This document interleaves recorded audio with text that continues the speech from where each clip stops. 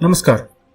आज हम जानेंगे कि सुषुम्ना नाड़ी को चैतन्य करके हम अपनी ऊर्जा को सहस्त्रार चक्र तक कैसे पहुंचाएं। यानी सुषुम्ना नाड़ी पर नियंत्रण हो गया तो कुंडलिनी जागरण का सफर आसान हो जाएगा। लेकिन इसके पहले मैं आशा करता हूं कि आप इस चैनल को सब्सक्राइब करके हमारे आध्यात्मिक परिवार में अवश्य शामिल हो जाएं। आपको सिर्फ इतना करना है कि नीचे दिया गया सब्सक्राइब बटन को क्लिक कर दें, जो कि बिल्कुल फ्री है। इससे हमारे दिव्य योग आश्रम के नए वीडियो आपको तुरंत प्राप्त होने लगेंगे। जब भी ध्यान का अभ्यास किया जाता है और मन ध्यान में डूब जाता है, तब मस्तिष्क में अल्फा तरंगे उठनी शुरू हो जाती हैं। ये अल्फा तरंगे सप्त धातु को मूलाधार चक्र में सूक्ष्म ऊर्जा में बदल देती है। इसी सूक्ष्म ऊर्जा को सुषुम्ना नाड़ी, जो रीढ़ की हड्डी में होती है, रीढ़ की हड्डी से ऊपर ले जाने का कार्य करती है। ये सब सामान्य क्रियाएं ध्यान की अवस्था में होती ही रहती हैं, लेकिन हमें इस क्रिया को तेजी से बढ़ाना है तो सुषुम्ना नाड़ी को जागृत कर ध्यान का अभ्यास करना होगा। इससे सुषुम्ना नाड़ी को सप्त धातु की ऊर्जा अधिक मात्रा में मिलती है और तेजी से वह ऊपर की तरफ चक्रों पर चढ़ने लगती है। इससे कुंडलिनी जागरण का अनुभव जल्दी मिलना शुरू हो जाता है। सुषुम्ना नाड़ी ही कुंडलिनी जागरण का अनुभव करवाती है। इसलिए अब हम जानेंगे कि इस नाड़ी को चैतन्य करने के लिए अभ्यास कैसे करें।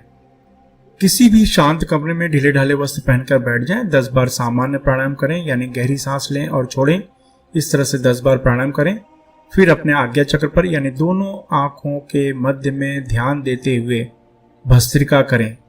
यह भस्त्रिका 3 मिनट तक करना है। भस्त्रिका का अर्थ यह होता है जोर से सांस बाहर की तरफ फेंकना, झटके से सांस बाहर की तरफ फेंकना। यह क्रिया 3 मिनट तक करनी होती है।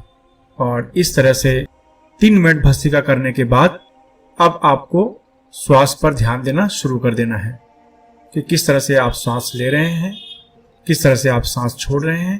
पूरा ध्यान सांस के ऊपर कि सांस कैसे आ रही है, कैसे जा रही है। पूरा ध्यान सांस के ऊपर देना शुरू करें।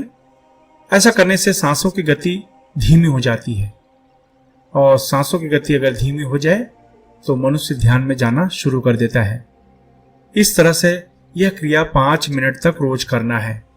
यानी 3 मिनट तक भस्त्रिका करें और उसके बाद सांसों के ऊपर 5 मिनट तक का ध्यान दें।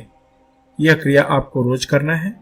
ऐसा करने से, यानी जब मनुष्य ध्यान में जाना शुरू कर देता है, तो आपके मस्तिष्क से अल्फा तरंगी चलनी शुरू हो जाती हैं। इसी तरंग की वजह से सप्त धातु ऊर्जा में बदलने लगता है।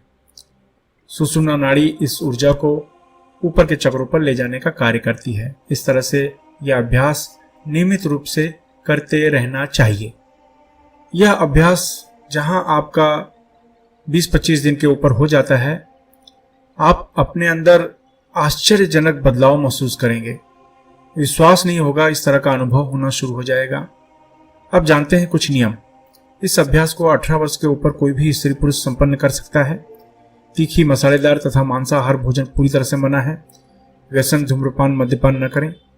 कम से कम बोलें। जहां जरूरी हो सिर्फ वहां पर बात करें, वहां पर बोलें। इस अभ्यास में ब्रह्मचर्य का पालन सख्ती से करना होता है, क्योंकि इसी ब्रह्मचर्य द्वारा जमा सप्त धातु को ऊर्जा में बदलने का कार्य अल्फा तरंगे करती हैं और इसी ऊर्जा को सुषुम्ना नाड़ी ऊपर के चक्रों तक पहुंचाती है। इसलिए ब्रह्मचर्य का सख्ती से पालन करें। अभ्यास समाप्त होने के बाद अश्विनी या वज्रली मुद्रा अवश्य अपनाएं।